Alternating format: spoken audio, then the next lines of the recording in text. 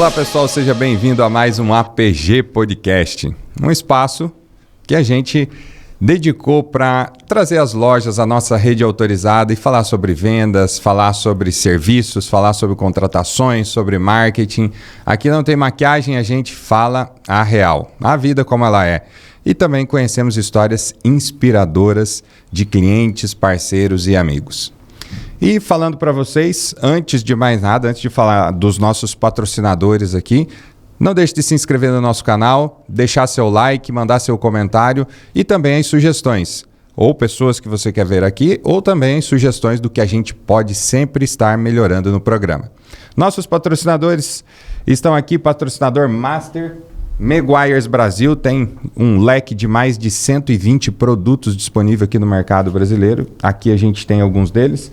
New X Protection, nossa linha de PPF da APG e a linha de películas para vidros da 3M. Hoje nós estamos com dois convidados importantes aqui para a história da APG, para o time APG. São duas pessoas que fazem parte do time, que fazem parte desta construção, que estão fazendo parte dessa construção. E a gente está muito feliz de receber aqui o Klaus, que é uma pessoa que hoje lidera o nosso time comercial, toda a parte comercial da APG, e que tem anos de experiência na indústria automotiva. Então ele vai contar um pouquinho para a gente de toda essa trajetória dele e também de todo esse espaço, esse desenvolvimento dele como gestor comercial em outras empresas e agora também na APG. É uma pessoa que vem ajudando a gente a construir e estruturar bastante do negócio. E também a Larissa, que é a nossa executiva comercial, trazendo também anos de experiência, já trabalhamos juntos, vamos falar um pouquinho disso. E ela retorna hoje, há poucas semanas, retornou para a APG, trabalhar juntamente com a gente novamente, a gente trabalhou anos atrás. Então os dois estão aqui hoje para esse bate-papo. Muito obrigado por terem aceitado o convite, um convite meio impositivo, né? Mas bem-vindos, Larissa, Klaus. Obrigado, Anderson. A gente tem o poder da escolha, né, Larissa? É só uma opção, só vem, né? Mas é melhor assim, né? Obrigado, Anderson, pelo convite. É um prazer imenso a gente poder estar aqui e compartilhar um pouco de todos esses anos de experiência, a minha, né, Larissa aí também muito tempo de mercado. Eu quero agradecer pelo convite, para mim é muito especial estar aqui nessa mesa hoje, participar também desse projeto que é tão bonito e excelente, eu digo, né? Eu acho que a gente está aqui diante de uma excelência que a gente não vê no mercado todo dia. E eu estou muito feliz, porque eu gosto sempre de falar essa frase, né? Perto dos bons que a gente fica melhor. Então, muito obrigada pelo convite. Eu tenho certeza que o bate-papo hoje vai ser bem interessante. Vamos lá. Duas pessoas feras aí no comercial. Vamos ver o que vai sair dessa mesa aqui hoje, viu? A gente tem bastante coisa. Klaus, aproveitando, já dando um start aqui, você tem, bom, não dá para contar a idade, né? Mas quantos anos de experiência automotiva? Eu acho que eu tenho mais tempo de experiência automotiva do que de idade, viu? São quantos anos no mercado? Vamos lá, Anderson, eu só fiz isso a vida toda. Desde 14 anos eu comecei a trabalhar no setor automotivo, com autoelétrica, posteriormente com concessionária, enfim, as oportunidades foram surgindo, né? Acabei indo para um mercado de repintura automotiva, que é um mercado bastante amplo no Brasil. Tive a oportunidade de trabalhar dentro de lojas, né? Atendendo oficinas, enfim, centros de reparação. Posteriormente também desenvolvendo o trabalho através de fábricas, através de indústrias, né? Isso foi uma trajetória bastante grande. E é algo que me traz muita felicidade, né? A gente acabou fazendo muitos amigos por todo esse tempo. E aí são praticamente 29 anos já nessa estrada aí. E sempre na área comercial, ou você nos 14 anos começou com outra função, outro objetivo? Como é que você... O que você fazia e como é que você entrou para esse mundo comercial? Vamos lá. Todo produto de repintura, assim como produtos de estética, enfim, né, o portfólio que a gente trabalha hoje também, são produtos técnicos. Eles demandam informação para uso, né? Então, no início da minha carreira, eu acabei trabalhando um bom período com desenvolvimento técnico. Então, desenvolvendo treinamentos com clientes, acompanhamento de processo, avaliação de layout produtivo, definição de uma série de critérios para que as operações realmente tivessem um resultado melhor. Durante esse período eu percebi que a área comercial ela tinha muita deficiência, né? Do aspecto de ter uma venda mais consultiva, da pessoa que estava lá intermediando essa venda entre o produto e quem de fato utiliza esse produto, né? Então eu comecei a direcionar o meu esforço para me desenvolver comercialmente e aí passar a fazer esse tipo de atendimento. Eu vejo que o vendedor ele precisa ter uma base também de conhecimento de produto, né? Então, acreditar naquilo que você vende, conhecer bem aquilo que você vende faz muita diferença, porque te traz muita credibilidade, né, durante o processo de vendas, Anderson. Então, você trabalhou alguns anos na parte técnica para depois ir para a parte comercial, isso? Comercial, exatamente. Os últimos anos, praticamente trabalhei como gerente em multinacionais, né? Trabalhei em 2 multinacionais da área de repintura automotiva, região sul, região do estado de São Paulo, Triângulo Mineiro. Então tive a oportunidade de trabalhar com vários distribuidores, muitos grupos grandes, cenários bem distintos, outras empresas menores em cidades menores. Tive a oportunidade de fazer gestão de time técnico, gestão de time de representantes comerciais, gestão de time de key accounts, enfim, vendedores diretos, desenvolver ações comerciais, desenvolver campanhas com distribuidores. Então foi sempre muito intenso essa atividade aí. Você estava falando que você foi registrado hoje você não é mais CLT, obviamente, né? Mas você foi registrado com quantos anos? Eu tinha 14 anos, foi em 1997. Tem uma foto aí? Você trouxe a foto da... Procura para nós a foto aí. Da carteira de trabalho. Eu fui resgatar a carteira de trabalho. Ela tá meio amarelinha já, viu, Anderson? Olha aí, ó. Olha. Menininho, ó. Puxa uma outra aí, Bia, aqui tem a data de registro aí foi o meu primeiro trabalho dentro de uma autoelétrica, aí, autoelétrica MB, o seu Mário Beca, parceiraço até hoje na minha cidade. R$187. R$187, tá bom, né? 1997. E foi aí que começou tudo. Foi aí que começou a paixão por carro, né? Nessa época aí a gente trabalhava com Fusca, Brasília, Opala, Corcel. Tem outras fotos tu aí fazendo visitas a clientes. Enfim, né? Dentro da trajetória de tintas, né? Aí a gente acabou realizando muitos treinamentos. A Bia, se quiser colocar algumas fotos aí, né? A gente teve muitas vezes ações como essa, que eram treinamentos realmente para pintores, preparadores de oficina. Direto nas oficinas. Direto nas oficinas. Observa que o treinamento estava sendo feito aí dentro da operação mesmo. Então, passando informação sobre processo de uso de produto, preparação de veículos, né?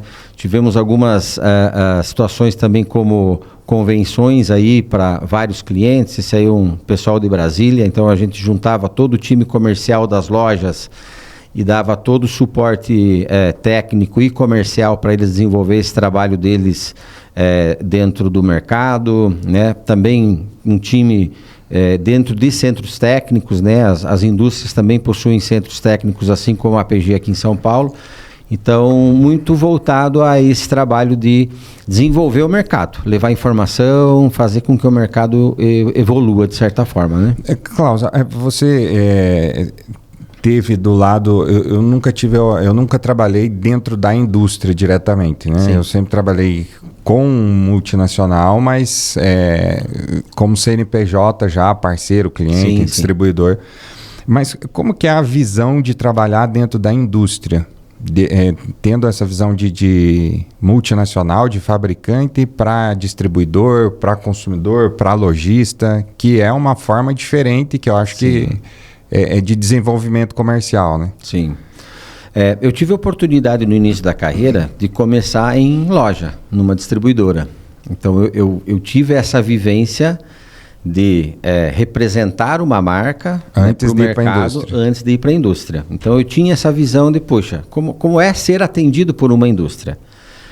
Num dado momento, surgiu a oportunidade, eu acabei indo para a indústria, né? Então, nesse momento, comecei a refletir, puxa, onde a indústria, da experiência que eu tive, ela tinha alguns pontos de falha. Então, eu consegui trazer muitas vezes para dentro da indústria essa visão do mercado. Via de regra, obviamente não todas as indústrias, mas muitas delas têm uma visão de dentro para fora. Elas criam o produto e querem que o mercado utilize esse produto naquele formato, naquele padrão. Mas eu acredito muito no processo inverso, de a indústria entender melhor o mercado, entender melhor a necessidade, entender o problema real que o cliente tem, para, com base nisso, ajustar um produto, ou melhorar, ou desenvolver alguma nova tecnologia. Mas a relação ela é muito diferente, Anderson. Então, as indústrias, enfim, todas as que eu trabalhei, a relação ela é com um distribuidor, né? Então, ela provê produtos para esse distribuidor que, enfim, leva isso para o mercado. O desafio da indústria é levar informação suficiente para esse distribuidor também poder replicar isso no mercado, né? E para isso, a indústria precisa de infraestrutura, centro técnico, técnicos e tudo mais. Então, fazer essa gestão de levar toda a informação que muitas vezes vem do laboratório, vem de um centro técnico, transportar isso para o mercado é um desafio para a indústria. Por isso que o distribuidor ele é uma peça fundamental para realmente o mercado entender o que o produto resolve. E para a prática mesmo, né? Atender os pequenos pontos de venda, porque para a indústria é uma gigante, o distribuidor é bem menor. As lojas, então, perto da indústria são bem menores. Sim. E ter uma capilaridade, a indústria não consegue ter braço para tudo. Né? Exatamente, é fundamental. Hoje nenhuma indústria, enfim, pelo menos da área de repintura automotiva, mesmo pintura imobiliária, ela não tem braço para chegar no consumidor final. Ela precisa, o distribuidor é um elo, ela é um pilar do negócio dela. E do nosso mercado também, né?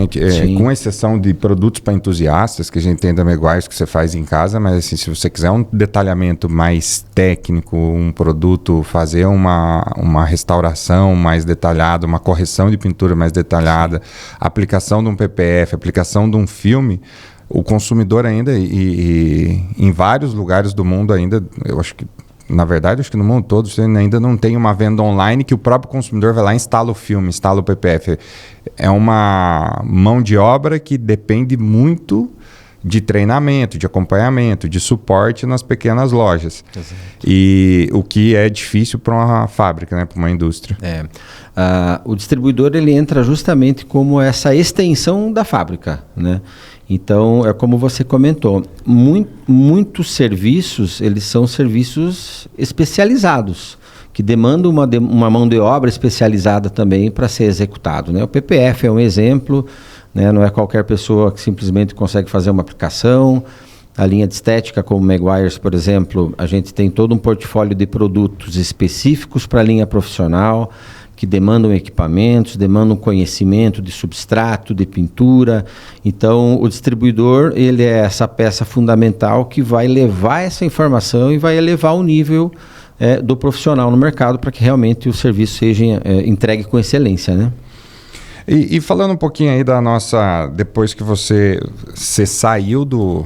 Saiu não, você ainda atua no mercado... de pintura. Sim. Mas a gente começou a trabalhar juntos em 2017, eu acredito. Por aí. Em 17, 18, e aí você pegou um negócio que é filme, né? Através de um amigo em comum, que é ligado ao mercado automotivo, mas totalmente diferente, né? Ainda não era o PPF, que o PPF ainda tem muita coisa relacionada à pintura. Sim. E aí a gente trabalhou um período juntos, depois... veio o lançamento da New X, você veio junto com a gente, como APG já, dando todo o suporte. E veio o Meguiar's, você veio para fazer um trabalho desenvolvendo só Meguiar's. E que momento, Klaus, que desse início ali, vamos dizer, nem de lá de trás que a gente trabalhou junto, mas aqui depois desse início com a APG, vendendo o PPF... que a gente começou a desenvolver no mercado de PPF no Sul com você. Que momento que você percebeu que o projeto poderia ser maior do que isso? Que a APG, você falou assim, cara, dá pra gente desenvolver uma coisa mais estruturada, maior, melhor, trazer mais marcas. Fala um pouco dessa visão sua, como foi? Quando a gente começou a trabalhar junto, eu acho que todo mundo é movido a desafio, né, Anderson? A gente se desafia todo dia a ser melhor, a se desenvolver mais, a crescer, a evoluir. E quando a gente começou esse trabalho junto lá atrás, com filme, enfim, depois com PPF, eu precisei reaprender a negociar com o perfil de cliente que a gente atendia. Porque até então, quem era o meu cliente? Era um distribuidor. Então, eu fazia a conexão dele com a fábrica, não com o consumidor final. Então, nesse momento, eu precisei aprender, a demanda do consumidor final, do aplicador, do lojista, enfim, né, da loja de acessórios, ela é diferente. Então, eu precisei reaprender isso, dizer assim, como eu posso criar valor nesse processo com esse lojista, né, que problemas ele tem, que dores ele tem, como é o dia a dia dele, como ele precisa ser atendido, que informações que ele precisa receber. Então, a partir daí, eu comecei a entender, Anderson, que existe uma oportunidade muito grande de formar pessoas, de levar informação para o mercado. E aí isso combinou muito com o modelo de negócio da APG, né? Mesmo lá atrás com o Newex, isso potencializou muito com o Meguiar's, porque Meguiar's já é uma marca que eu trabalhei em 2008, em tempo da loja, então muito tempo a marca, né, já... É apaixonante, né, para quem gosta dos produtos, mas o modelo mudou justamente nesse sentido, de eu precisar me readaptar para um perfil de negócio diferente, e esse negócio ele tem muita oportunidade, porque a gente vê que o mercado cresceu muito nesses últimos anos, a frota de carros ela continua crescendo, carro novo é entregue todos os meses, muitos carros nas concessionárias, e na contrapartida a gente começa a perceber que, às vezes, o mercado do aftermarket, enfim, que fornece serviço, acessórios para esse perfil de clientes, ele não cresceu tecnicamente tanto quanto cresceu o mercado. Então, existe uma oportunidade muito grande de fazer com que o mercado evolua, né? Eu entendo que dentro da APG, hoje, com o portfólio de produto, serviço, enfim, toda a estrutura que a gente tem, a gente consegue desenvolver esse trabalho para que o mercado cresça em qualidade, em excelência. E aí a gente avançou com o PPF, você veio para cuidar de Meguiar's e foi abraçando mais coisas, hoje está cuidando de toda a parte comercial da empresa e ainda da parte tecnológica, né? Está fazendo todo o gerenciamento e toda a implantação dos sistemas que a gente está fazendo. É um desafio, né, Anderson? Eu sempre gostei de sistema, sabe? Sou meio rato de planilha, eu sempre gostei muito de analisar dados. Para mim, dados são fundamentais, porque eles nos dão direção, eles nos dão visão passada, eles nos dão comprovação de decisões que a gente tomou num dado momento. Então, o número não mente, número é número, né? Matemática é matemática. Então, sistemas, nossa, é algo que assim, eu gosto muito e algo que a gente vem desenvolvendo muito forte dentro da PG. Então, hoje a gente tem softwares de ponta a nível global, né? Hoje eu não vejo no mercado empresas nesse formato com esse nível tecnológico de softwares. Hoje a gente tem softwares operando que as grandes multinacionais utilizam. Então, isso é algo muito, muito importante, porque nos dá uma estrutura de longo prazo muito boa, né? A PG não está aqui para ficar pouco tempo no mercado, a gente está aqui para ficar muito tempo. Então, para isso, a gente precisa estar muito bem estruturado, né? E como eu te falei, eu sou muito movido a desafio, né, Anderson? Eu tenho um sério defeito de dizer não, né?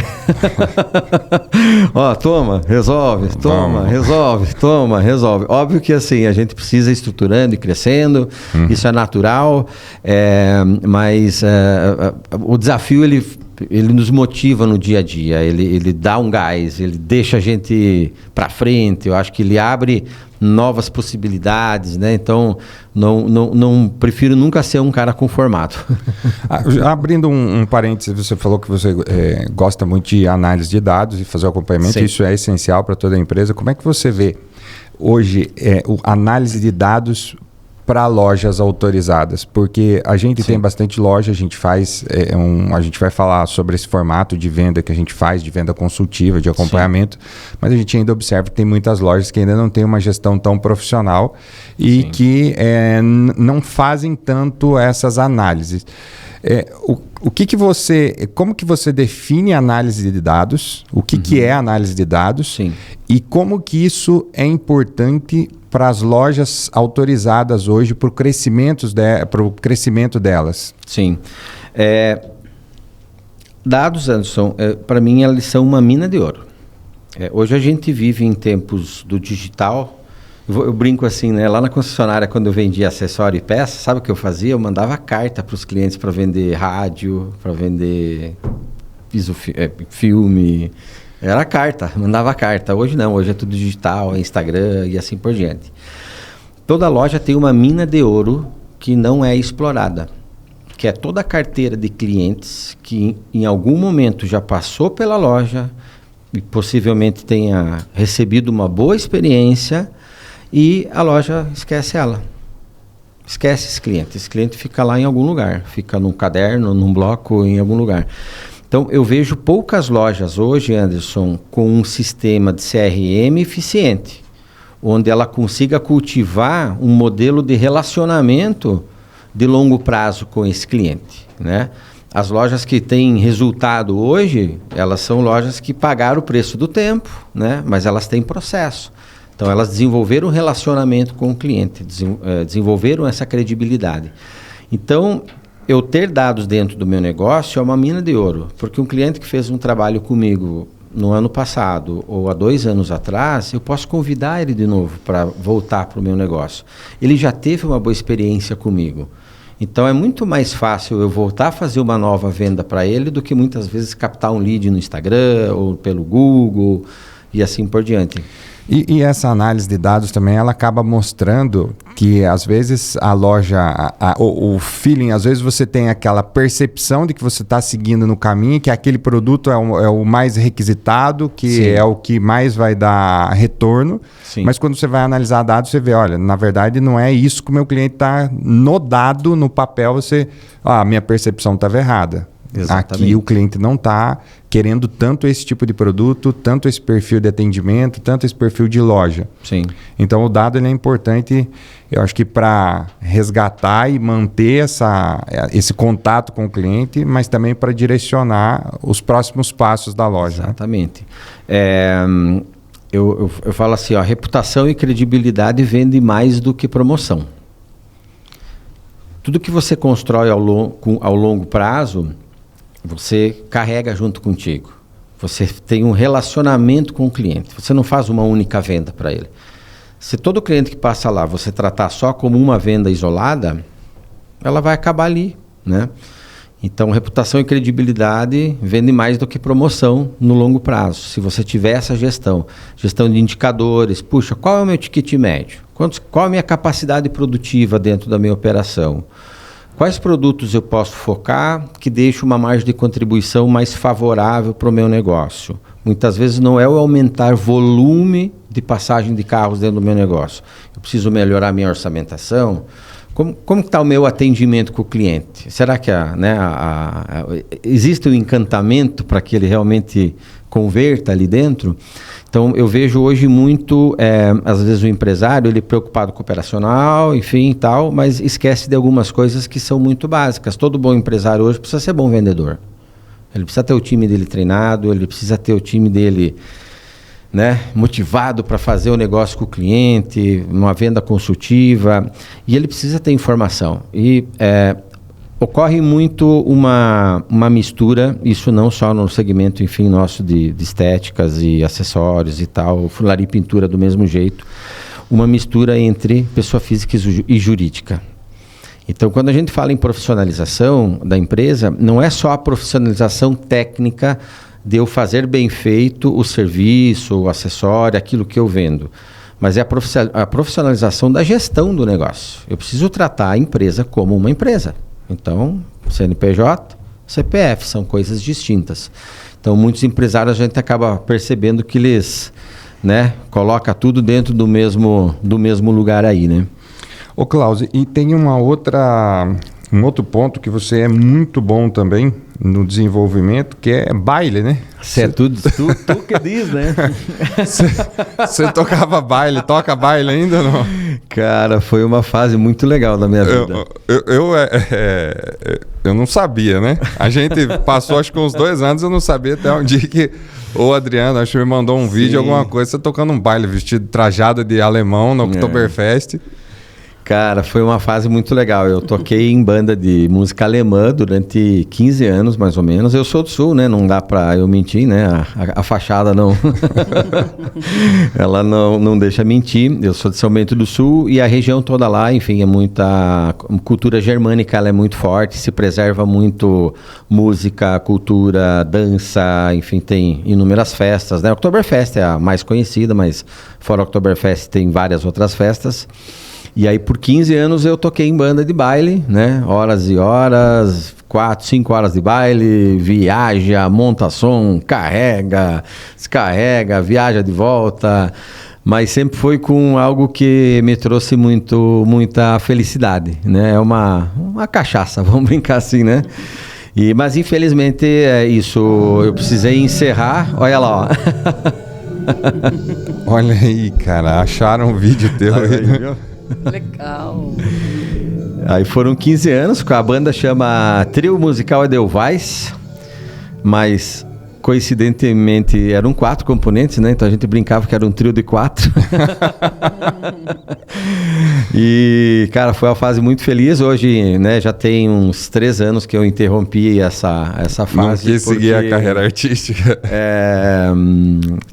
Não dá, né? Só a gente chega um momento que a gente precisa fazer as nossas escolhas e o lado profissional, muitas vezes, ele acaba pesando e falando mais alto. Então, acabei por deixar a banda, mas, né, sinto saudades.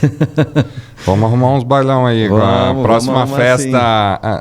olha aí, Bia, a próxima festa você já põe aí no bloco de notas, que é o nosso... A gente vai ter um boteco aqui, eu acho, que é depois da corrida que a gente vai fazer. Na Copa, né? Você coloca aí dos cantores que a gente contratar, vamos botar o Cláudio Alemão aí pra tocar. Vocês vão ter que ouvir música alemã, né? Mas, enfim, né? Bacana.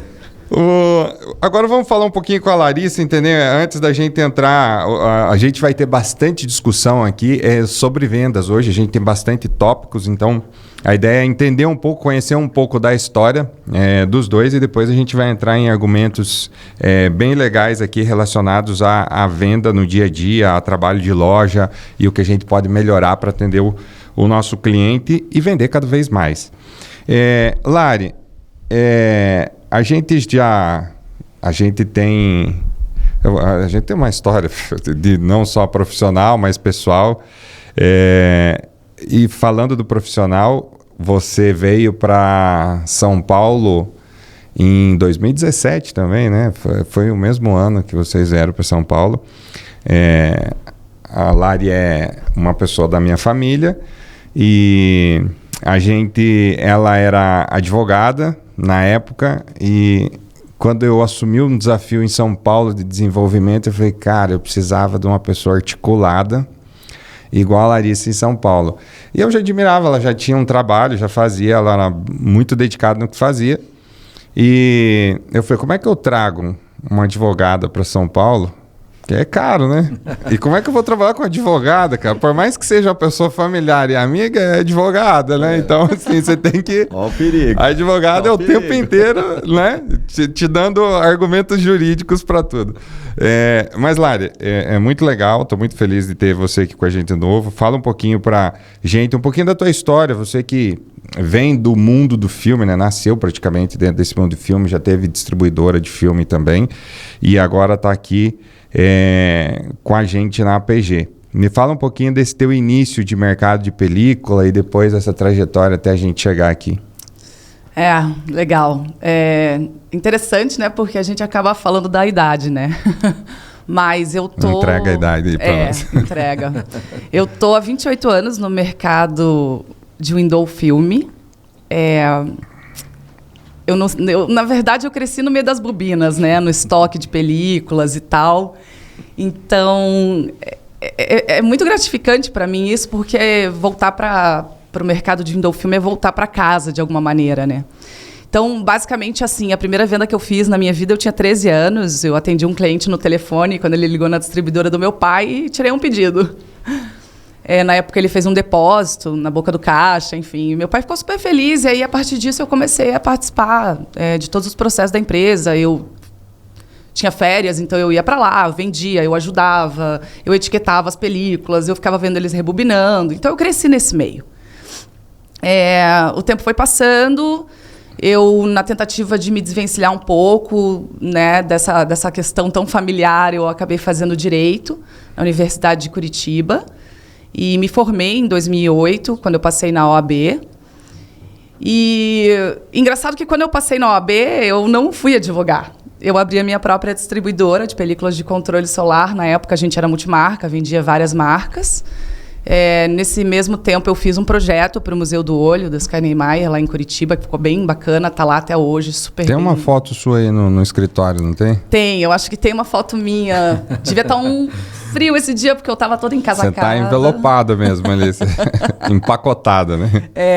Não, Curitiba era muito gelado, né? Então, ainda, né? É que a gente acaba se desacostumando. Cadê? Eu acho que é a primeira lá. Tem mais aí ou não? Não. Aí...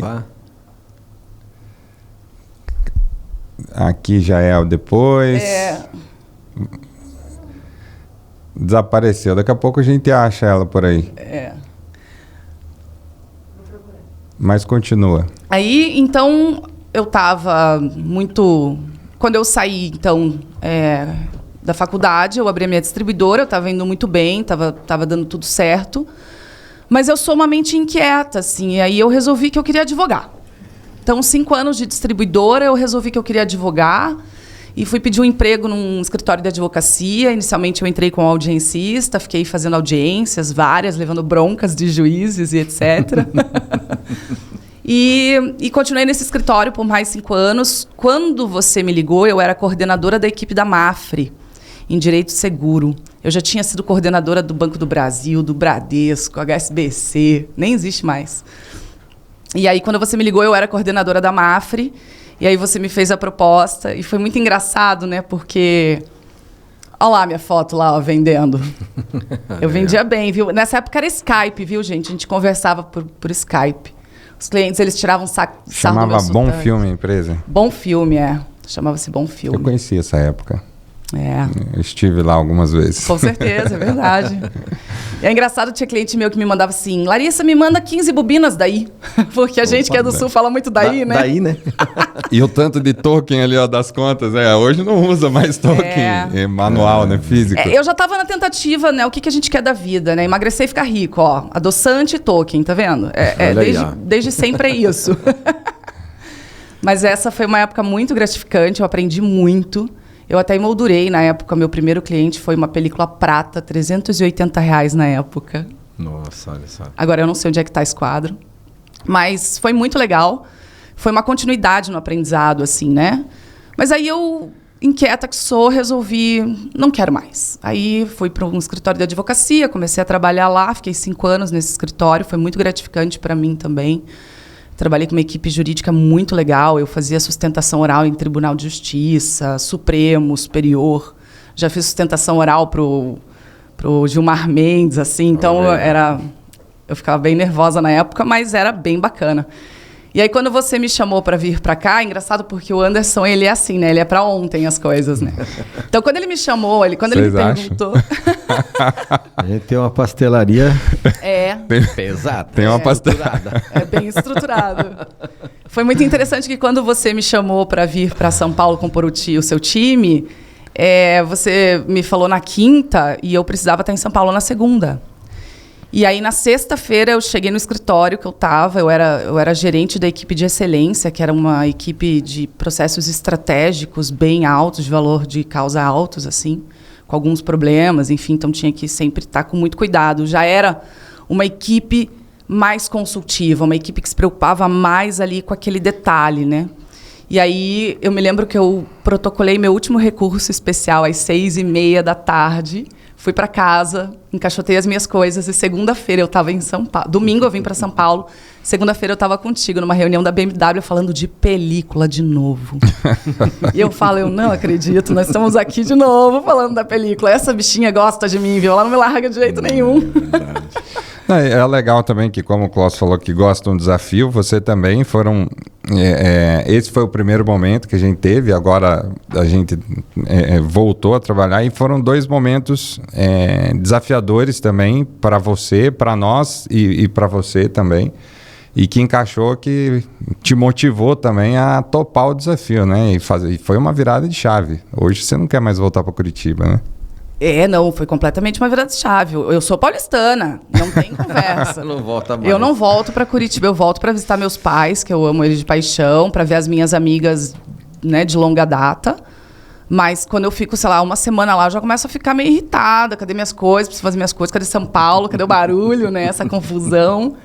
E eu tive um acolhimento muito bacana dos clientes quando eu passei a atendê-los. Então, eu fiz amigos, né? Eu não fiz clientes, eu fiz amigos, pessoas que continuaram me ligando mesmo quando eu me afastei do mercado, pessoas que continuaram me dando, né, parabéns, feliz aniversário, acompanhando a minha vida. Então, eu adoro São Paulo. E sim, foi um desafio, né? Porque eu me lembro que eu peguei uma conta...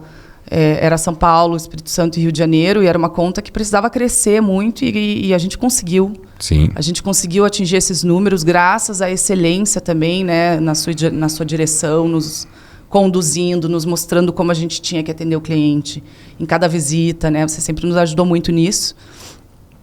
Mas foi uma virada de chave também, né? Porque ainda quando eu era da área comercial, eu era distribuidora. E eu era assim, era uma venda por Skype, né? Eu não tinha muito essa coisa de visitar clientes naquela época. 2002, 2003, não tinha muito isso. Então, virou chave na minha cabeça quando eu passei a visitar clientes, eu comecei a perceber a realidade dessas pessoas e como que a gente pode ajudar, né? Porque você tem que ser útil ao seu cliente, você tem que ajudá-lo. Se você percebe alguma coisa, até um cliente meu fala, um dia a Lari veio aqui me fazer uma visita comercial e me ajudou numa situação jurídica, né? Porque ele tinha uma situação específica de consumidor ali, eu ajudei ele, dei uma orientação jurídica e a gente conseguiu resolver. Então, assim, você está ali, ajude o seu cliente, né? Faz por ele, ouve, né, o seu cliente, ajude mesmo. E teve uma pausa aí que você fez agora na tua trajetória profissional para mudar um pouco de ramo, não, um pouco não, né? De 880, foi para um outro extremo. Você foi estudar teatro, né? Você afastou do mercado de filme e ficou alguns anos dedicada com isso. Como que foi esse período agora que você está retomando esse ano, né, para o mercado? Você ficou estudando, até tem algumas imagens suas aí, olha, como atriz. Essa era a Home, a personagem maravilhosa. Tive o prazer de fazer essa personagem linda. Uma CEO que se apaixona, enfim, por um garotão. E aí ela é casada, muitos problemas. É do filme Baby Girl, assistam, com a Nicole Kidman. Muito bom filme. E aí me conta esse tempo, como foi esse período? Por que você decidiu ir fazer teatro? Eu acho que chegou um momento da minha vida em que eu pude tomar algumas decisões de uma forma mais confortável, né? Quando você chega num patamar que você consegue guardar um dinheirinho, se organizar um pouquinho. E aí eu tirei um ano sabático para descansar e para estudar. E aí o que eu vou estudar, né? Vou estudar concurso para ser juíza, vou estudar Customer Experience, que é uma área que eu adoro, vou fazer um mestrado nessa área, o que eu vou fazer? E aí um dia eu tô passeando no shopping, eu vejo lá a escola Wolf Maia, e eu falei, eu já sei o que eu vou fazer. Me inscrevi no teste seletivo, passei, e aí comecei então a fazer teatro e televisão na escola Wolf Maia, ali no shopping Frei Caneca. E era 4 vezes por semana, porque eram 2 vezes por semana a escola, mas aí eu já coloquei mais um curso de televisão livre, mais um curso de palhaço também. Então eu mergulhei nessa nova carreira que eu queria, porque eu percebi que era um sonho de infância e era o momento de realizar esse sonho. Eu sempre quis fazer cinema, sempre quis, enfim, todo mundo dizia que eu tinha muito jeito de apresentadora, enfim. Então, eu comecei a trilhar esse caminho, comecei a realizar esse sonho. E aí, no meio desse caminho, eu tinha um companheiro, o Simon, que era meu marido, e ele, infelizmente, ele faleceu. Ele era uma pessoa que estava me ajudando a construir esse sonho, né? Porque me dando suporte financeiro também, me dando suporte emocional. Porque não é fácil você largar uma carreira que você consolidada na área comercial para realizar sonho. Uhum. Né? Então, ele foi muito importante para mim, mas ele faleceu no meio do caminho e eu fiquei sem chão. E aí eu fiquei sem chão e fiquei me perguntando o que eu faço agora, para onde eu vou? Onde tem acolhimento? Onde eu vou ser acolhida? Onde eu vou ser abraçada? Eu estou em São Paulo, minha família é de Curitiba, eu não volto para lá de jeito nenhum. Sim. Então eu pensei, Window Filme. Tomou a decisão de voltar de novo pro mercado. E aí eu até tinha recebido uma proposta para ser diretora comercial numa outra área e até desenvolver o projeto de Window Filme dessa empresa, mas um dia eu fui jantar com o Anderson. E aí? E aí ele falou, então, sabe, você é o distribuidor da 3M. Eu falei, é mesmo? Eu falei, acho que temos conversa por aqui, né? Acho que dá pra gente mudar um pouquinho o rumo dessa prosa. E agora eu tô aqui, né? Novamente com a marca que eu amo, que eu admiro, que eu não sou só vendedora, eu sou entusiasta dessa marca, eu uso tudo. Tudo da 3M, eu sempre vou escolher 3M.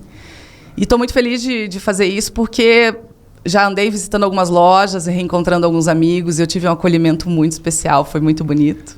Muito bom. E aí, só falando dessa foto, aqui a personagem era uma namoradas, enfim, ela tinha borderline e ela foi... A história dela é porque ela foi para cadeia de morte, né, nos Estados Unidos em 1985, porque ela foi considerada a primeira mulher psicopata dos Estados Unidos, mas na verdade ela só matava os homens que tentavam violentá-la para se defender e roubar o dinheiro deles. Você não ficou com nenhum resquício do personagem, né? Não, o personagem ficou para trás. Como a gente diz no teatro, né? Você chacoalha o cachorro, a personagem sai de você e você volta a ter a tua vida normal, mas foi muito gratificante esses períodos. Legal. O Klaus, agora vamos entrar um pouco nessa área comercial, tanto você quanto a Larissa. Aqui a gente tem na APG a gente sempre fala muito, você também, que a APG é uma empresa de vendas e de suporte a vendas. O que isso significa na prática? Eu brinco assim, Anderson. Brinco não, eu falo sério isso. Não só a APG. Toda empresa só tem 2 setores. Tem o setor de vendas e o setor de apoio a vendas. Suporte a vendas. Nenhuma empresa sobrevive sem vendas. Óbvio que o nosso negócio depende de vendas, né? E tudo aquilo que o financeiro faz, que a logística faz, que o back-office faz, o contábil faz, qualquer área operacional ou de back-office, ela precisa ter essa mesma visão que a gente que está em campo tem do cliente. Ela precisa ter essa preocupação de entregar bem o trabalho dela, por mais que daqui a pouco é um trabalho administrativo, é um trabalho que não está com uma relação direta com o cliente, mas ela precisa ter essa sensação de que aquele trabalho que ela faz parte da experiência e da satisfação que o cliente tem com o nosso negócio. Então, isso para mim serve em qualquer empresa, né? Óbvio, a gente prega muito isso dentro da APG para que se desenvolva esse espírito de preocupação, né? Puxa, eu estou no financeiro, boleto, né, o atendimento, a forma como eu trato o cliente, tudo é vendas, né? No final acaba tudo sendo vendas, né? A gente também tem essa... Eu acho que isso funciona muito para a loja também, né? Porque a loja, ela, da mesma forma que a gente na parte do atacado faz essa venda e esse suporte, a loja no dia a dia, o autorizado, ele também precisa não só vender, porque como você já apontou, às vezes a loja ela faz e a venda morre e acaba ali. Acaba ali. Mas você tem um pós-venda, você pode ativar esse cliente 2 semanas depois, 1 mês depois, para saber se o produto ficou bem instalado, se ele está contente com o resultado. A questão é que tem muitas lojas e muitos vendedores, vamos falar assim, que eles têm medo de entrar em contato com o cliente e o cliente reclamar de alguma coisa. Sim. E eu sempre falo nos treinamentos, eu falei, gente, se vocês entrarem com o cliente e o cliente reclamar, ótimo, Agradeça porque ele. é melhor o cliente reclamar para você e você trazer ele para a loja de novo para corrigir algo que ele não está satisfeito, do que ele não voltar mais e sair falando isso para outros, né? Isso mesmo. O mercado é bem isso, né? Eu sou esse tipo de cliente, eu sou um péssimo cliente para a loja, porque eu não volto a reclamar. E eu sou o pior tipo, por quê? Porque eu não estou dando oportunidade para a loja melhorar. Então, todo cliente que reclama, que ele sinaliza alguma coisa, alguma insatisfação, ele traz para você uma oportunidade de melhorar o teu negócio. E é isso que eu vejo no dia a dia. Muitas vezes o empresário, ele tem a sensação de que está tudo bem. Mas não é assim que funciona. Todo dia a gente precisa ter o desafio de melhorar qualquer coisa. Pode ser uma coisa simples, mas eu preciso melhorar o meu negócio. Preciso me preocupar. E esse ponto, ele é um ponto chave, porque eu não reclamo.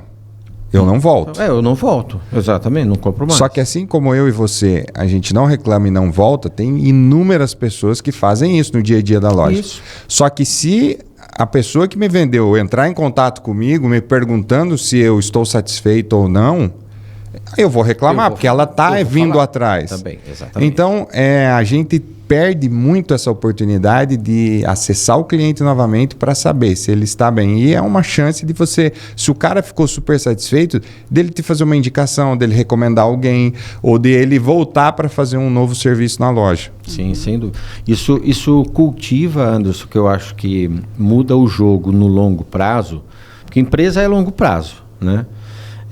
Cultivar esses relacionamentos, cultivar essa credibilidade, né? Cultivar essa boa imagem do cliente. Grandes empresas, elas usam um indicador que é o NPS. NPS, ele é um indicador base para montadoras, por exemplo, avaliam o NPS da concessionária e isso interfere no valor da mão de obra, valor do desconto de carro. Então, né, quanto mais eu consigo extrair do cliente informações sobre o quanto ele está satisfeito ou não do serviço que a gente realizou, mais subsídio eu vou ter para poder melhorar o meu processo e evoluir cada vez mais, né? A venda, ela não termina ali, né? Nunca. Não termina quando o cliente compra, ela está só começando. Isso mesmo. E tanto para nós como atacado, tanto para a loja como varejo, Sim. ela não termina, ela começa. É a chance de você construir a longo prazo o relacionamento. A gente tem lojas que tem uma carteira grande de clientes que o cliente a cada 2, 3 anos ele troca de carro e ele volta na mesma loja. Por quê?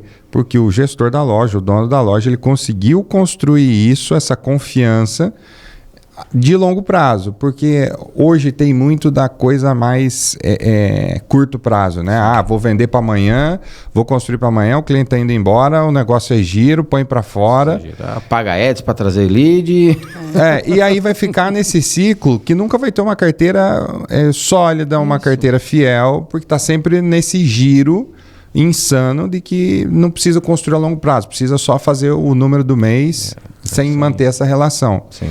E demora, né? Porque são anos para você construir essa carteira. Você precisa pagar o preço do tempo, né, Anderson? Reputação se constrói com o tempo, credibilidade se constrói com o tempo. Então, isso sustenta o negócio no longo prazo, né? Com certeza. Lari, você que fez teatro, vamos puxar mais agora da recente, não a parte jurídica do direito, com certeza ajudou muito na tua formação comercial, de comunicação, de entendimento, de argumentos com o cliente, mas da parte do teatro agora, o que ele te ensinou que você consegue ajudar, que você consegue trazer para vendas? O teatro, ele é jogo, né? Para que exista um jogo de cena, eu tenho que estar presente, eu tenho que estar atenta, escutando. Então, eu posso dizer que eu não consigo jogar sozinha, né? Se eu não escutar o que o Klaus está me falando, eu não devolvo para ele um afeto que ele está provocando e vice-versa. Então, eu percebo que quando você joga isso para a área comercial, é a mesma coisa. Se eu sento com o meu cliente e ele me conta algo, eu tenho que estar ali, presente, escutando o que ele está me dizendo, considerando o que está sendo dito. Porque é a partir da escuta do que ele me diz que eu vou entregar para ele uma solução, seja de um problema ou seja um produto que se adeque melhor à realidade dele, mas também é a partir da escuta que ele vai se sentir valorizado. E eu ouço isso muito dos meus clientes. O legal da Lari é que ela escuta a gente, ela entende a gente. Ela, não é que ela só entende, ela escuta. Você conta um negócio para ela lembra, ela vem te visitar, depois ela pergunta do filho, da pessoa que caiu e machucou, né, o joelho.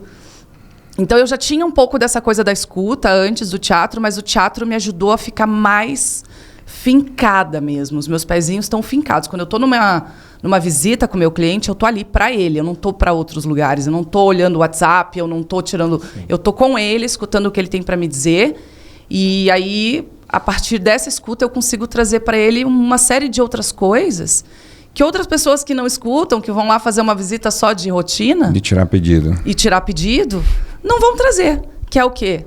É preocupação, é empatia, é relacionamento.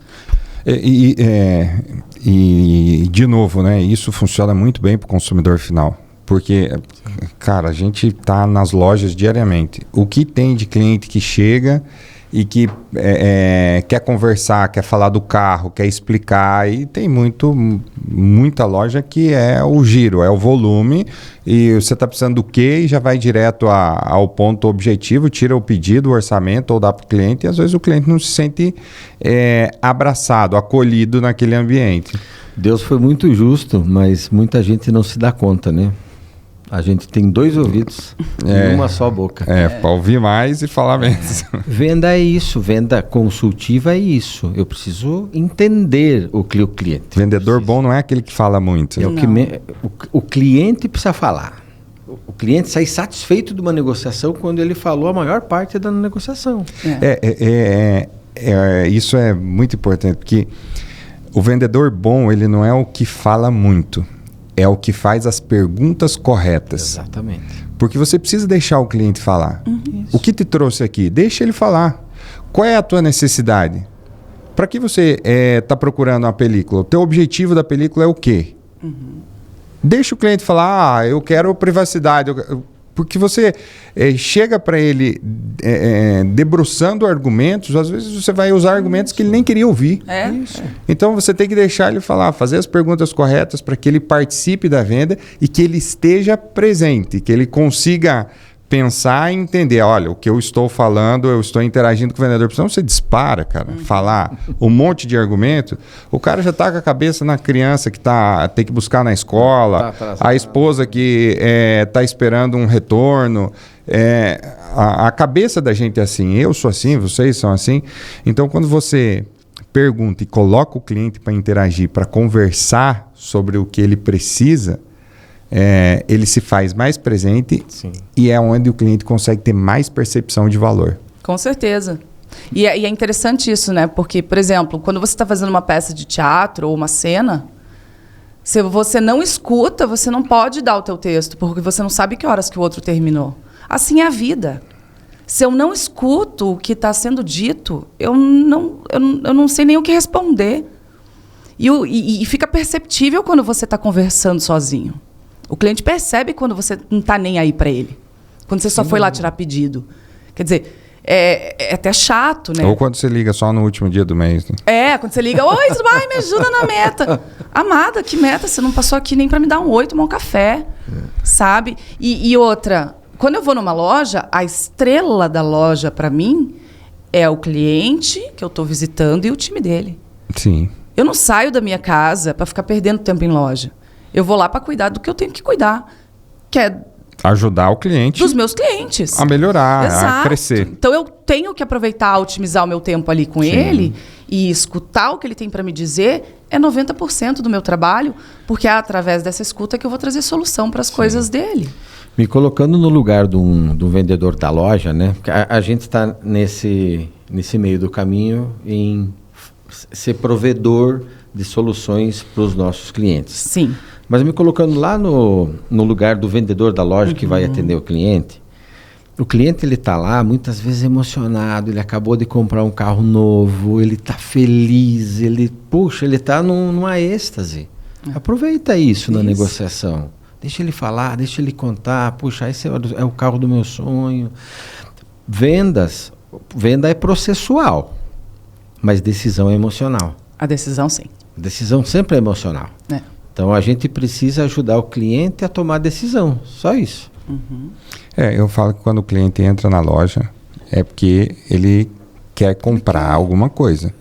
Ninguém sai de casa para ir para... eu vou levar minhas crianças fazer um piquenique na loja de acessórios hoje. Vou passar o dia lá.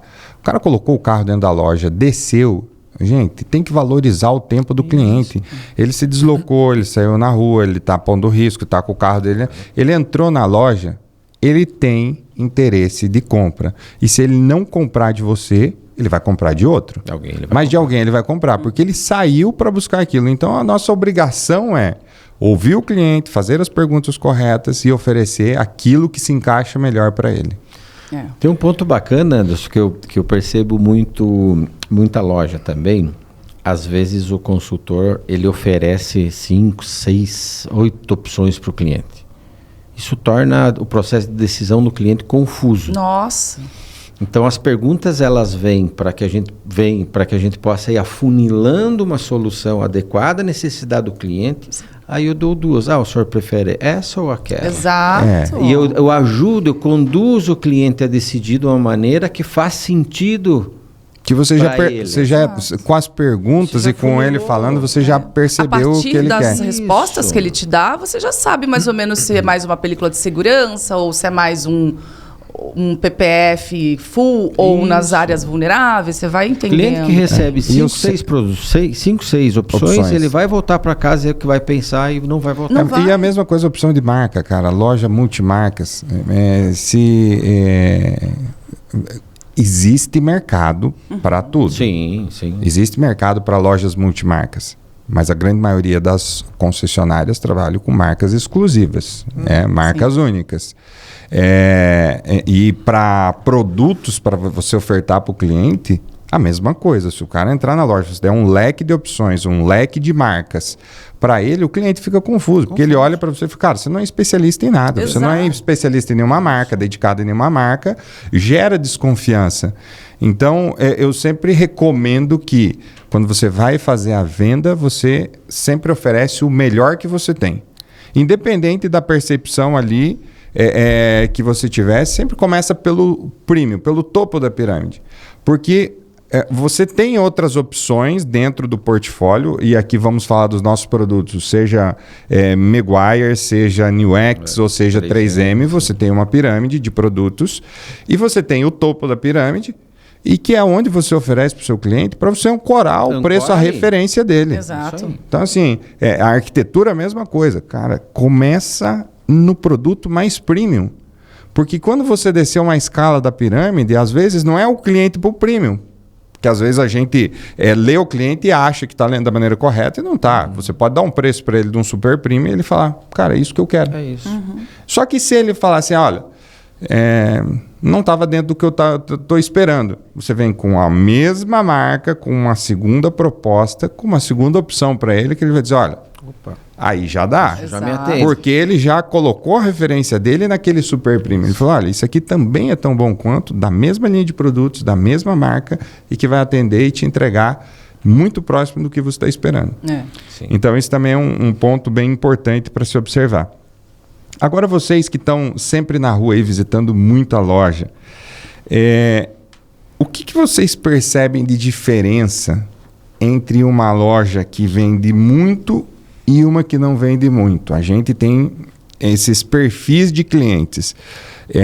E, às vezes, no mesmo dia eu recebo ligação de um cliente fazendo um pedido grande e dizendo que a loja está com muita demanda e que ele precisa de ajuda, de suporte, de indicação de mão de obra. E no mesmo dia eu recebo lojas, às vezes da mesma região, do mesmo estado, da mesma região, da mesma cidade, reclamando que a loja está fraca, que está vazia, que não está conseguindo trazer clientes. Isso é na percepção de vocês que estão no campo diariamente, por que algumas lojas vendem mais e outras vendem menos? Larga, Lari, vai. Tá, vamos lá. Bom, guardadas as devidas proporções de região, vamos falar assim, no que potencial se refere... do mercado. No que se refere a São Paulo, tamanho, mas vamos pensar em fazer um comparativo de duas lojas que sejam relativamente do mesmo tamanho. Vamos pensar em duas lojas da mesma região, da mesma estrutura. Tá. Uma coisa que eu percebo bastante é justamente o processo de venda.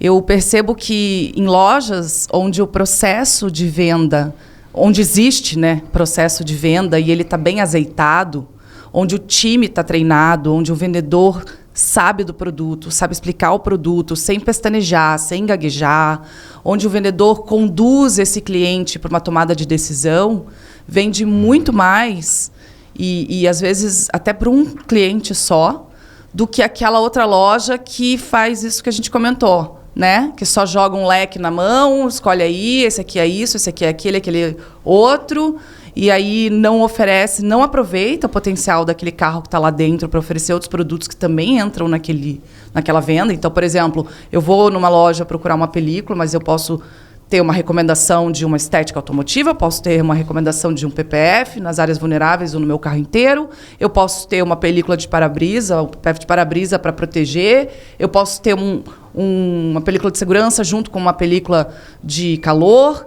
E às vezes eu percebo que o vendedor, o processo da loja, o processo de vendas, é muito nesse sistema de o cliente chegou, pediu, eu entreguei. E a loja que vende mais, por outro lado, é uma loja que faz essa venda consultiva.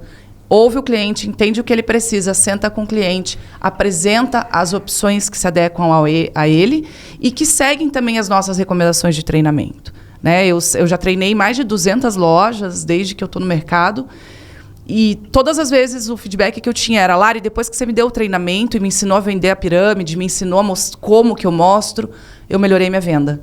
Então, venda é processo, é um processo que se valida emocional, mas é um processo, você precisa criar um processinho. Quais são os vídeos que eu vou mandar para esse cliente que está me ligando por WhatsApp para ele entender o meu produto? Né? Tem gente que não faz venda pelo... Aí, às vezes, você fala, mas está fraco aqui hoje porque a maioria só compra por WhatsApp, eu não tenho tempo de malhar o cliente. Não, você tem sim, você pode mandar... Entendendo as especificidades desse cliente, você pode mandar vídeos que vão se adequar àquilo que ele está procurando. Então, existe, sim, condições de você fazer uma venda consultiva aí pelo WhatsApp, desde que você tenha processos e desde que você entenda, você dono ou gestor, entenda a necessidade de treinamento contínuo para o teu time. Porque a tecnologia muda o tempo todo. Sim. Né? A gente tem produtos mudando o tempo todo. Então, é importante que o teu time... tem a reciclagem, argumentos mudam o tempo todo, o mercado se torna mais competitivo. E isso também casa muito com o preço, porque aquela loja ou aquele processo de venda que já parte do pressuposto de que o cliente tem ou não tem dinheiro, para mim, é muito preocupante, porque eu não posso tirar conclusões do cliente que entrou na loja. Sim. Eu tenho que atendê-lo, não importa o que seja. Então, eu acho que essa loja que já entra com essa ideia de que não consigo vender teu produto, ou não consigo vender esse produto aqui porque está caro. Caro para quem? Você não sabe quanto que eu ganho, você não sabe quanto que teu cliente ganha, você não sabe quanto que ele... Às vezes o cliente nem é um super premium, assim, em termos financeiros, mas ele comprou o primeiro carro dele e ele destinou um orçamento para fazer tudo que ele quer. Uhum. Entende? Então, e novamente a gente volta, né? É da escuta. Então, a loja que tem um processo onde ela possa permitir ao seu vendedor e ao seu time uma escuta detalhada, com calma do cliente, é a loja que mais vai vender e oferecer todo o leque de produtos que ela tiver na prateleira. O cliente compra segurança, né? Ele não compra filme, não compra PPF, não compra estética, ele compra segurança. Ele quer levar o carro numa loja que tenha estrutura, que tenha padrão, que tenha processo, que tenha atendimento. E às vezes o cliente não vai até a loja. Cara, se o cliente entrou na sua loja, eu falo em todos os treinamentos, o cara não pode sair sem gastar. O cara entrou dentro da loja, ele tem que comprar alguma coisa. Se ele não for fechar a coisa mais premium, a tua loja tem uma série de opções, ele tem que sair dali, ele tem que comprar alguma coisa, porque ele já foi dentro da loja. Hoje a gente tem muito cliente que vem através de redes sociais, de WhatsApp, Google, telefone, e que a gente não tem oportunidade de tratar com o cliente pessoalmente, e aí o cliente vai muito no preço. Essa loja aqui me mandou o preço X, e nessa outra loja aqui eu tenho o mesmo preço da mesma marca de produto. Então, aí que vem o negócio de você explorar. Se o cara está falando com você pela WhatsApp, faça um vídeo para ele, falando aqui, Klaus, aqui é a nossa loja, veja só a nossa estrutura, estou te enviando o preço, mas aqui que vai ser aplicado o PPF do seu carro.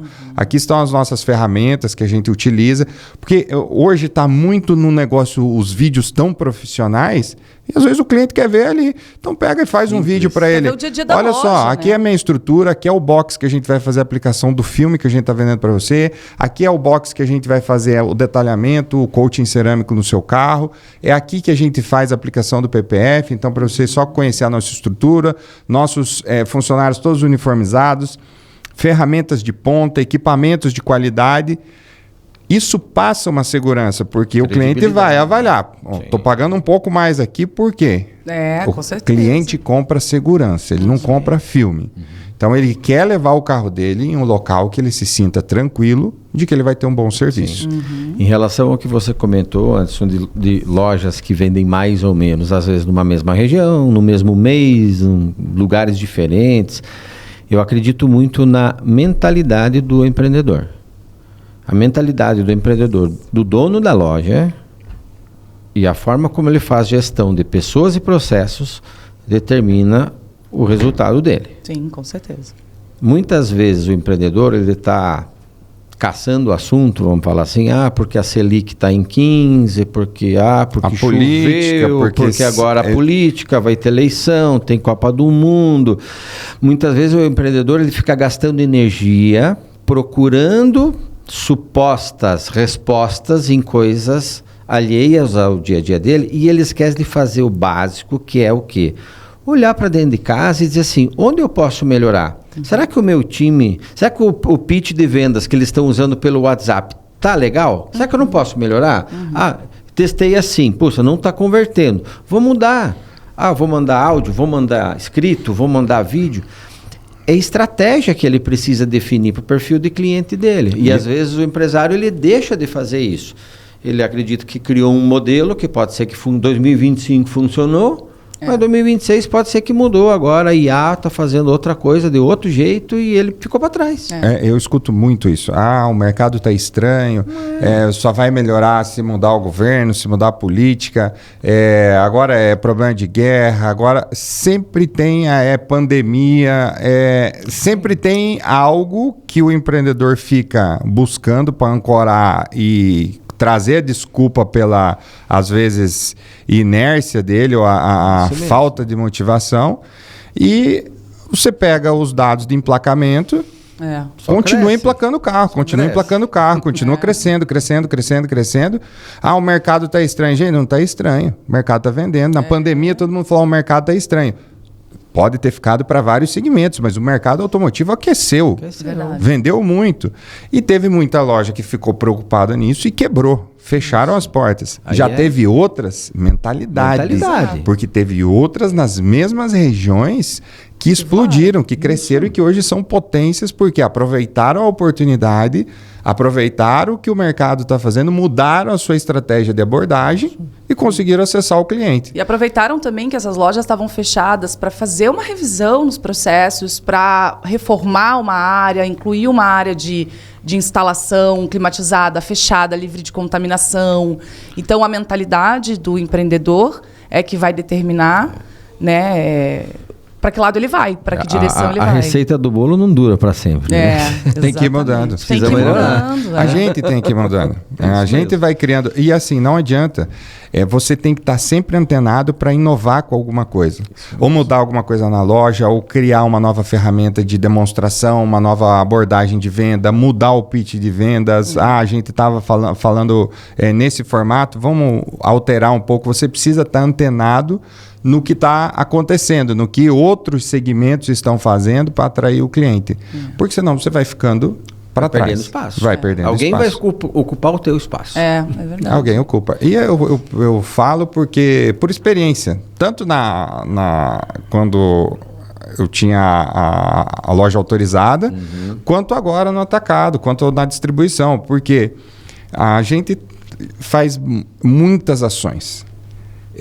Muitas ações com clientes, muitos eventos, muitos treinamentos.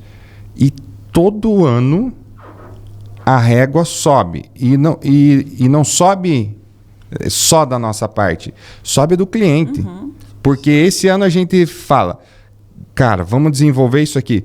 Sacada, é isso aqui, vai dar certo. E a gente muda e padroniza. No ano seguinte, o nosso cliente ele vem com uma expectativa maior. Ele fala, nossa, se o ano passado foi assim, o que vai ter esse ano? E aí você tem que se reinventar para quê? Porque senão o outro vem e faz uma coisa diferente e vai encantar seu cliente. Então, na mesma coisa na loja. Se você não estiver sempre inovando, se diferenciando, trazendo coisas novas, mudando a loja, fazendo com que o cliente se sinta sempre acolhido e prestigiado, você vai ficando para trás. E a informação, Anderson, e a tecnologia, ela vem crescendo de forma exponencial. Antes a gente brincava assim, puxa, para ano que vem, para daqui 3 anos. Agora é para o mês que vem. A IA que está usando hoje, pode ser que mês que vem já tenha uma outra muito maior. Então eu brinco, né? A gente não é tão novinho, né? Eu fiz curso de datilografia, né? Usava mimeógrafo. Cara, velho, olha o quanto a gente também precisa se adaptar todo santo dia a novas tecnologias, a novas técnicas. Então se a loja ela chega num dado momento que ela acha que o modelo dela é o modelo perfeito e tal, vai perder espaço. E eu acho interessante também mencionar que nesse processo disruptivo, onde a gente tem a presença tão forte da inteligência artificial, a necessidade de relacionamento humano cresce exponencialmente também. Tá aí uma super oportunidade para a gente ampliar mais isso. Né? Porque hoje está tudo querem. O atendimento está artificial, as técnicas estão artificiais, está perdendo. E aí é uma chance para a gente que sabe construir relacionamento, as lojas que sabem fazer isso, que estão preparadas para isso, aproximar cada vez mais o cliente. Com certeza, e tem que ter isso, porque hoje em dia muitas pessoas têm poucos momentos de interação. O home office provou isso. Exatamente. Se fosse bom, tava todo mundo no home. A gente está num complexo corporativo, onde é o nosso escritório. Cara, tá impossível. De manhã, meio-dia, tem mais... Olha, São Paulo tem milhares de restaurantes. É impossível, meio-dia, você não pegar uma fila de espera no restaurante de São Paulo. Porque voltou tudo. E por que voltou? Porque as pessoas precisam de relacionamento para crescer, para interagir, para compartilhar ideias, para criar algo novo. E a inteligência artificial, a gente precisa explorar ela, que ela veio para ajudar, mas se a gente ficar totalmente dependente, a gente vai perder esse contato de venda que a gente tem, que é muito comercial. Nós somos seres sociáveis, né? A gente precisa conversar. Negócios são feitos por pessoas. Exatamente. Né? A gente até é CNPJ para CNPJ, existe toda uma análise, faz orçamento, cota, prova, finanças, não sei o quê, mas no final de tudo, quem decide são 2 pessoas, são 2 CPF que resolvem o negócio. E a confiança é um tópico muito importante na tomada de decisão. Sim. Né? O quanto o cliente confia na loja, o quanto o cliente confia em você, sabe que você tem conhecimento do produto, não só técnico, mas também informações de outros clientes que já usaram, que tem feedback. Então, a relação de confiança ela só existe entre 2 seres humanos. E eu percebo que as pessoas que vão na loja, às vezes, elas vão lá, às vezes, para colocar uma película no carro, um PPF, mas elas querem conversar. Elas querem contar uma coisa, elas querem que você brinque com o filho delas.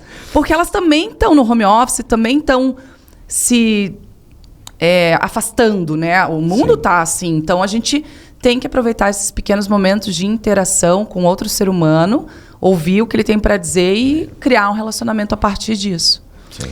Hoje a gente tem um problema muito grande no mercado, que é guerra de preço. Sempre existiu, eu falo que o mercado de películas ele já está mais consolidado, mas existe ainda uma guerra de preço, mas a gente já deu para filtrar bastante lojas que são mais premium, que identificaram o público, que querem trabalhar nesse segmento. Estética automotiva, a mesma coisa, mas o PPF ainda é uma coisa que está crescendo ainda. Sim. E está crescendo muito rápido no Brasil. E existe essa guerra de preço. Então, o mercado acabou bagunçando um pouco, porque a gente tem muita loja que não está preocupada em construir relacionamento de longo prazo com o cliente e quer vender o cliente que vai entrando e vai saindo, vai entrando, vai saindo. Ele quer pagar as contas, só as contas do mês. Ele não quer construir uma história. Então, ele vai gastando e vai construindo. O que me importa é esse mês, o mês que vem, se o cara vai voltar, se não vai, próximo. E esses caras é que vão para o preço, né? Então, a gente tem muita loja entrando, muito preço baixo, muita promessa. Como que uma loja hoje pode sobreviver sem entrar nessa guerra de preço? Uma pergunta para vocês. Vamos lá, Anderson. Vou te dar um exemplo. Vou te dar a oportunidade de você escolher um presente aqui. Uma caneta Bic e uma caneta Meguiar's. Vou querer da Meguiar's.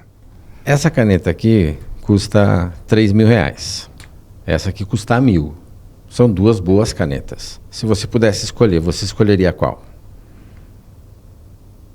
Pode escolher uma.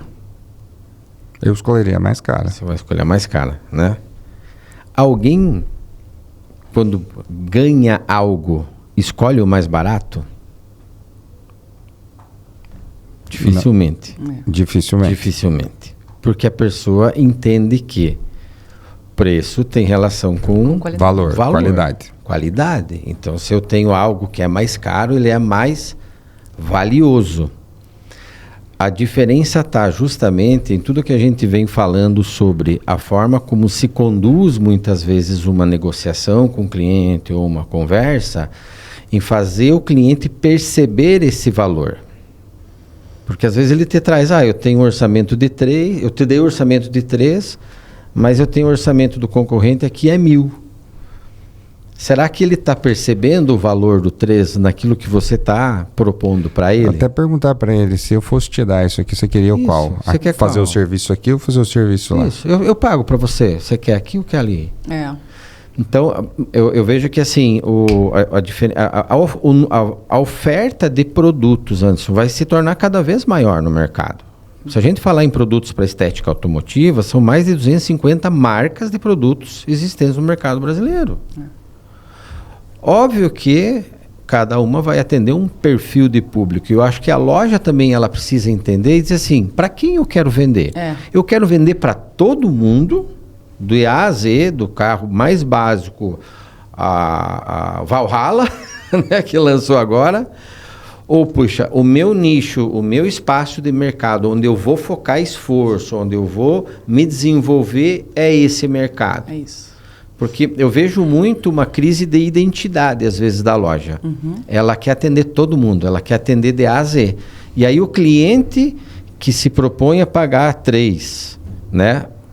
Ela quer atender do mesmo jeito que o cara que quer pagar o carro dele. E aí eu não posso ter uma infraestrutura para atender o cara de 3 do mesmo jeito que eu tenho do cara de 1. Eu preciso saber que jogo eu quero jogar. Não vai pagar o custo. Não vai, a conta não fecha. A experiência que o cara de 3 quer ter é diferente da experiência do cara de 1, aqui custa mais dinheiro. Então, eu vejo muito a loja, ela querendo abraçar tudo e ela não define qual jogo ela quer jogar. Porque isso vai ajudar ela a precificar. E aí isso vai decidir ela a trabalhar com marca A, com marca B ou com marca C. E isso a gente percebe em vários mercados, não no nosso mercado, não só no mercado automotivo, né? A gente vai para o vestuário, vai para, enfim, tudo funciona nesse formato. Então, eu acho que assim, essa guerra de preços, ela é uma coisa que sempre existiu no mercado e ela sempre vai existir, porque todo produto ele tem uma curva de nascimento, de crescimento, maturação e morte, né? Ninguém usa mais BlackBerry hoje, né? A gente brincou ontem, que eu adorava esse celular. Mas, cara, quem só vende preço sempre vai vender, sempre vai perder por preço. Vai vender por preço. O cliente Sempre que vai vem perder por por preço. preço, vai por preço. Exato. É isso. E isso que você falou é bem importante, porque se eu, lojista, não sei qual é o meu público-alvo, eu não sei precificar o meu produto. Eu não sei vender o meu produto. Eu preciso saber quem é o meu público-alvo e, a partir disso, construir uma estrutura para esse público. Né? Então, por exemplo, a Rolex. Né? A Rolex ela tem um público Rolex. Isso. Ela não vai querer vender para uma pessoa que não quer pagar um... Rolex não vai vender volume. Não vai vender volume. Né? Ele vai vender o quê? Uma experiência, uma história, um amor com a marca, um amor com os processos de fazer um relógio, etc. Então, primeiro ponto que eu acho que é importante é a loja saber quem eu quero ser, quem eu sou, quem são os meus clientes e criar uma loja a partir disso. E o segundo ponto também que eu tenho visto muito no mercado, isso tem me deixado um pouco preocupada, né? Porque eu fiquei aí 2 anos fora e agora estou voltando, isso está me deixando preocupada, é que existe muita gente ensinando o vendedor a vender produto de péssima qualidade, com argumento de produto super premium. Uhum. E aí eu não sei como é que a gente vai resolver isso, porque isso está falando de cultura e está falando de mentir para o consumidor. Sim. Né? Então, assim, você não pode prometer que uma película de R$100 vai fazer a mesma coisa que uma Cristaline, pelo amor de Deus. Sim. E você está prometendo. Então, a gente está falando de uma questão de cultura, uma questão de passar uma informação completamente inverídica. É questão de ética também, né? Pois é, mas... Quanto eu estou sendo ético, né? Exato. Então, uma questão de... Será que eu estou oferecendo credibilidade para o meu cliente dessa forma? Exatamente. Né? Então, assim, sabe... Passa por isso também, por você, enquanto dono de loja, e na hora de treinar o seu time, orientar o seu time a trazer informações verídicas, trazer informações que, de fato, sejam verdade. Porque mentir para o cliente, para mim, é a pior coisa que você pode fazer para o teu negócio. Isso aí tem uma questão que você falou, é cultural, mas você pode ver que, cara, não cresce. O cara que trabalha nesse formato do mercado, ele pode sobreviver ali por 2, 3, 4 anos, mais uma hora. Ele sempre está sofrendo. Quanto lojas que se posicionaram e pensaram no longo prazo vão se estabelecendo, se construindo, ficando cada vez mais forte. A questão é que, às vezes, a loja ela não se dedica a entregar o melhor para o cliente, a se preparar para entregar o melhor para o cliente. E aí o único argumento que o cara tem é falar, não, eu vou no preço. Eu não dou conta de acompanhar, de dar um atendimento de qualidade, de dar um serviço de qualidade, de dar um produto de qualidade, então eu vou no preço. Para mim é mais fácil. Então, só que não sobrevive, não consegue construir carteira, não consegue construir relacionamento, não consegue construir fidelidade do cliente. Existe um ponto também, falando de preço, Anderson, que eu acho que assim, todo mundo que está negociando quer levar vantagem, né? A gente quer, quando a gente compra algo, a gente quer ter a sensação de que está fazendo uma boa compra pelo menor preço, né? Ninguém gosta de dizer, puxa, eu paguei mais caro no negócio, né? Isso não é legal. Muitas vezes a loja, ao invés de ela entrar num debate de desconto, eu vou diminuir, sei lá, 10%, 15%, X% o valor do produto, cria um bônus para o cliente. O produto é isso. Eu entendo, puxa, eu não consigo diminuir porque a minha margem não permite, essa é a minha precificação, mas eu vou te dar um coaching de roda. Que custa X mil. Que custa X mil reais. Eu vou te dar uma hidratação dos bancos de couro que custa X mil reais. E aí? Eu mudo o jogo. Eu não mexo no preço. Ou já monta uma proposta para o cliente. Olha, eu fiz uma avaliação aqui do seu carro, a gente precisa, você gostaria de colocar o PPF full ou quer colocar um filme. Sim. Então a gente pode colocar o PPF full, mas eu vi que dá para a gente fazer aqui um coat nas rodas, uma hidratação nos bancos, uma proteção de plástico, de painel, e aí você fecha a conta para ele, olha, para fazer isso aqui tudo vai ficar em 32 mil. Isso. Aí o cliente dá aquela olhada e você fala, olha, mas eu consigo, esse item, o banco de couro, o coat nas rodas, isso aqui eu consigo te bonificar ou te dar como um bônus se você fizer o PPF full comigo. Um exemplo. Isso. Porque você tem itens que você tem um custo bom que te dá essa margem para você entregar para o cliente algo extra. Exatamente. Uma hidratação de couro, nossa, não tem um custo elevado. Mas o cliente entende isso como um bônus. Puxa, o cliente ele precisa entender que ele está tendo vantagem. Sim. Essa é a real. Ele precisa entender que ele está tendo uma vantagem. Então, talvez isso seja uma forma, né, diferente de negociar. Eu acho que esses erros são alguns erros que dá para melhorar bastante nas lojas, que é não apresentar corretamente os produtos, não apresentar produtos de qualidade e apresentar a proposta de valor daquele material para o cliente, não treinar a equipe, que tem algumas lojas que são resistentes, você quer treinar, quer ensinar, tem gestor de loja que acha que você vai roubar o funcionário dele ou que você vai indicar para algum concorrente e aí ele quer privar você de fazer treinamento, de fazer... E eu falo para os meninos aqui, eu treino os meninos, eu dou exposição para eles, eu quero ver eles crescerem. Sim, dá oportunidade, né? E se não for, se você ficar privando e não ensinar, é pior. Porque alguém vai ensinar e ele vai dizer, eu prefiro ter mais, eu vou ter mais valor na outra empresa do que aqui. Então, assim, a gente sempre dá muita oportunidade. Cara, se o teu colaborador quiser, ele vai voar. Então, assim, você pode ensinar, você pode fazer tudo.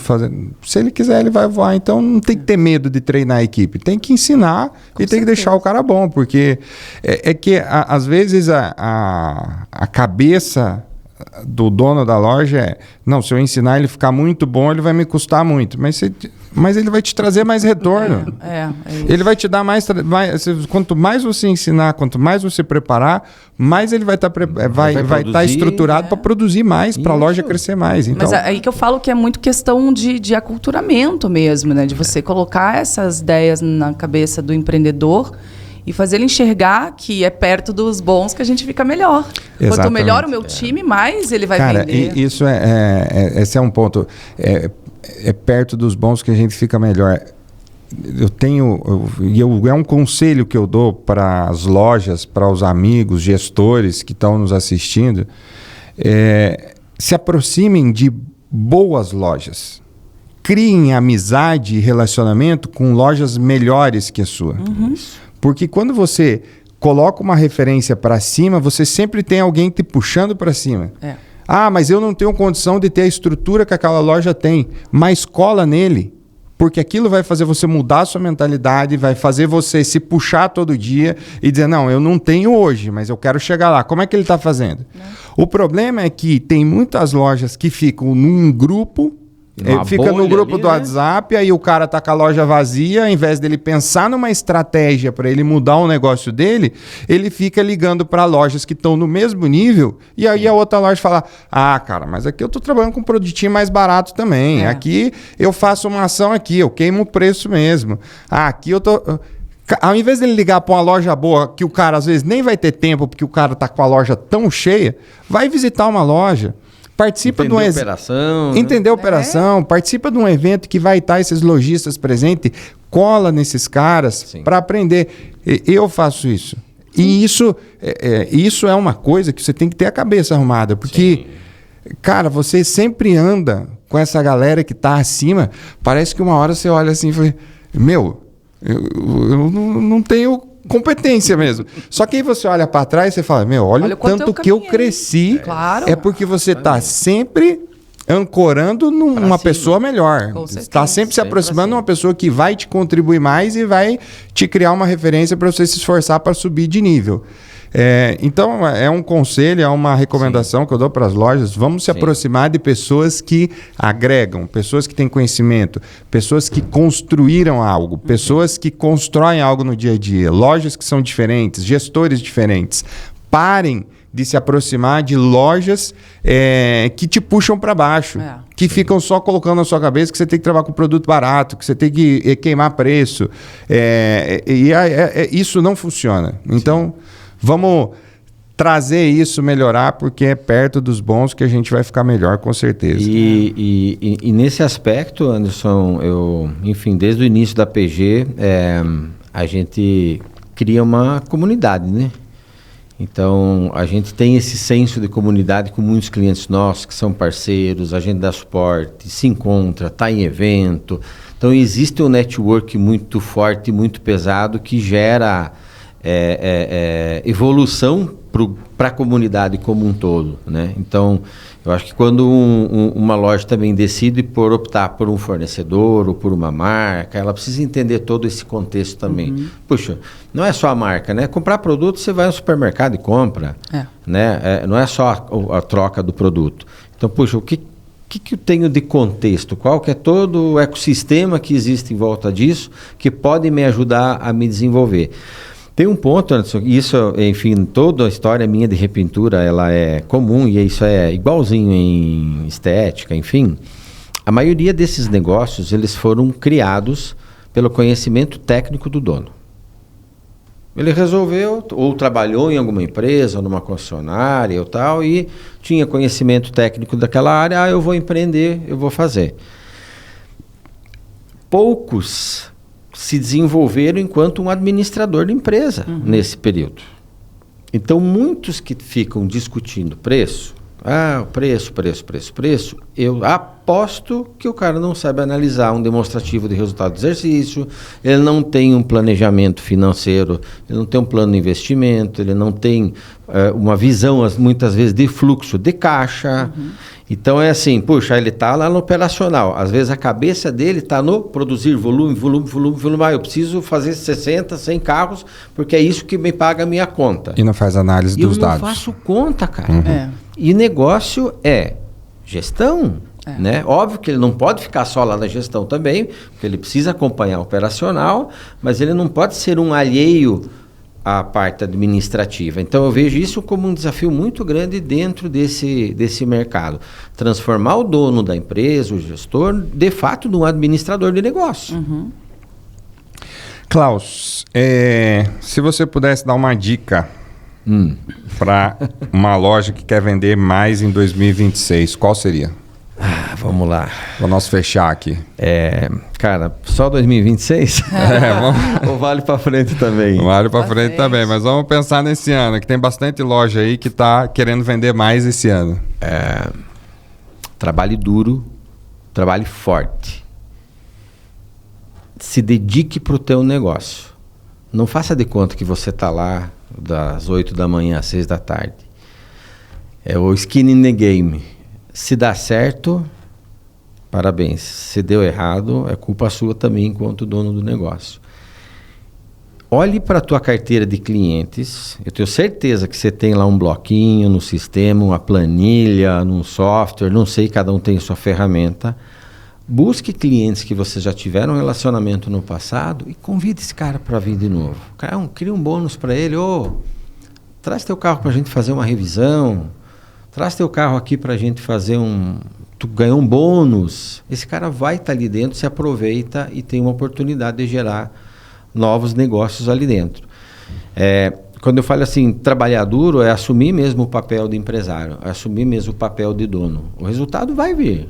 Se tu cumprir o teu papel, aquilo que você está se propondo a fazer, o resultado vai vir, não tenho dúvida.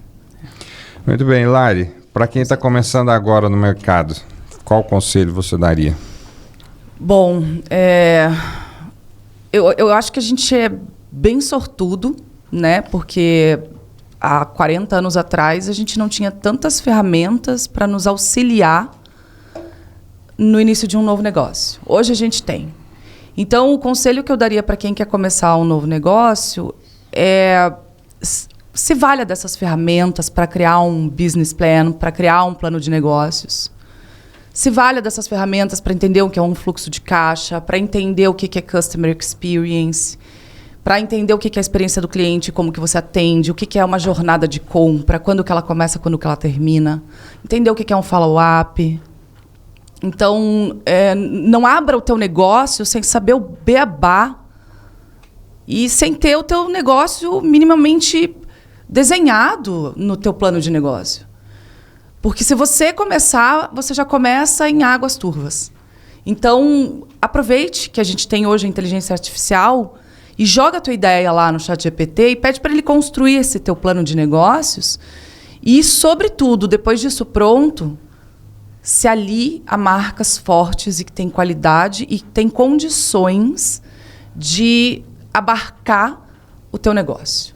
Não pega qualquer marca, não pega qualquer coisa. Procura ver o que o consumidor tá falando da marca XYZ, pesquisa, sedimenta o teu negócio, define teu público-alvo, mas principalmente não começa sem um business plan, porque você não vai sobreviver 2 anos. Você precisa ter um norte. E o norte do empresário que está começando é um plano de negócios bem alinhado, para que ele possa ter um norte, para que ele possa caminhar nessa estrada. E, claro, desafios vão aparecer, mas se você não tem nenhum norte, se você não tem nenhum mapa, você fica completamente perdido e cego no meio de tudo. Sim. Então, se valha disso, dessas ferramentas, e crie isso, e a partir disso é que você começa a construir o teu negócio, coloca a tua empresa numa base sólida, não vai construir ela na areia, né? Constrói ela em bases sólidas. E a base sólida é conhecimento. É conhecimento de todas essas coisas que eu falei, e, sobretudo, conhecimento do capital humano. Conheça pessoas. Conheça o que as pessoas querem, o que o teu cliente deseja de você. Escute o teu cliente. E, a partir disso, você consegue fazer uma empresa atender pessoas.